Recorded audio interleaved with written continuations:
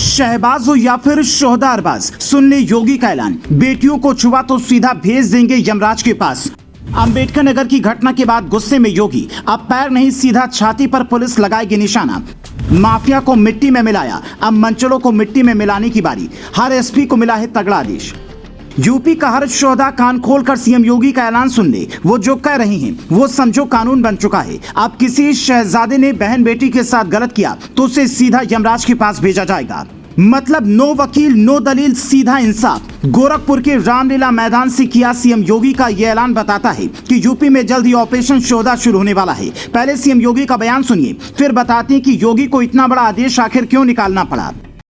हम लोगों ने पहले कहा है कि कानून प्रत्येक नागरिक को सुरक्षा प्रदान करेगा, लेकिन राह चलती हुई किसी बेटी के साथ अगर किसी ने छेड़छाड़ करके उसकी सुरक्षा में सेंध लगाने का कार्य किया तो अगले चौराहे पर उस सोहदे का इंतजार यमराज कर रहा होगा।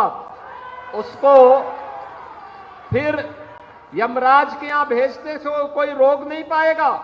योगी का यह बयान अंबेडकर नगर में हुई उस घटना के बाद आया है। दरअसल कॉलेज से पढ़कर एक लड़की साइकिल से घर लौट रही थी। इसी दौरान पीछे से आए मंचलों ने उसका दुपट्टा खींचा, वो नीचे गिर गई और पीछे से आ रही बाइक ने उससे टक्कर मार दी। इस घटना के बाद पूरे प्रदेश में महिला सुरक्षा को लेकर सवाल उठने लगे।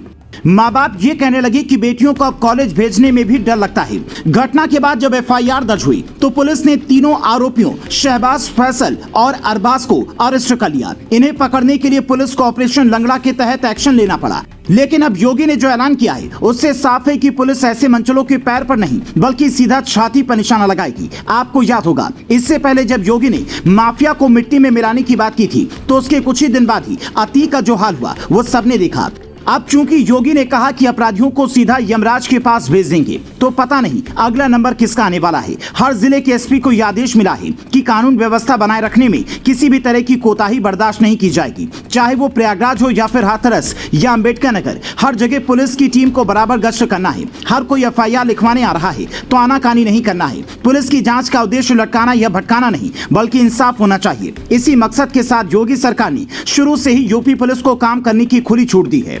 हालांकि बावजूद इसके कई ऐसी घटनाएं सामने आ रही हैं जिससे लेकर प्रदेश की कानून व्यवस्था पर सवाल खड़े हो रहे हैं। इसी साल जुलाई महीने में बस्ती से खबर आई थी कि रिटायर्ड दरोगा का मनचला बेटा फोन पर गंदी बात करता है और जब लड़की ने फोन करने से इनकार किया तो उसकी फोटो उसकी सहेली को भेजी। हालत ये हो गई कि लड़की को अपना घर छोड़ने को मजबूर होना पड़ा। ऐसे में इन आरोपियों का इलाज बेहद जरूरी है। हो सकता है कि मानवाधिकार संगठन वाले सीएम योगी के इस बयान पर सवाल उठाएं और कहें कि अगर ऐसे ही चौराहे पर इंसाफ होना है तो फिर अदालत की क्या जरूरत है। इस हिसाब से तो कोर्ट कचहरी को बंद कर देना चाहिए। यही सवाल बुलडोजर पॉलिसी के वक्त भी उठे थे, लेकिन मामला सुप्रीम कोर्ट गया। उसके बाद भी योगी सरकार के इस कार्रवाई पर रोक नहीं लगी। और असल में सवाल यही है कि पुलिस और कानून इंसाफ में देरी करेगा। यही सोचकर शोहदे जब ऐसे काम करते हैं तो उन्हें रोकने का सटीक तरीका कुछ तो होना ही चाहिए। प्रयागराज की ट्रेनी एसपी नेतू ने पिछले महीने ही एक अच्छी पहल शुरू की थी। ऐसे मामलों में जो लड़कियां सामाजिक दबाव की वजह से एफआईआर दर्ज नहीं करवाती उनकी शिकायत गोपनीय रखकर एक्शन लेने का काम ट्रेनी एसपी नीतू सिंह ने शुरू किया तो लोगों ने इसकी खूब सराहना की। ऐसे ही नए आइडियाज सामने आने चाहिए ताकि देश प्रदेश में इस तरह के लोगों पर शिकंजा कसा जा सके।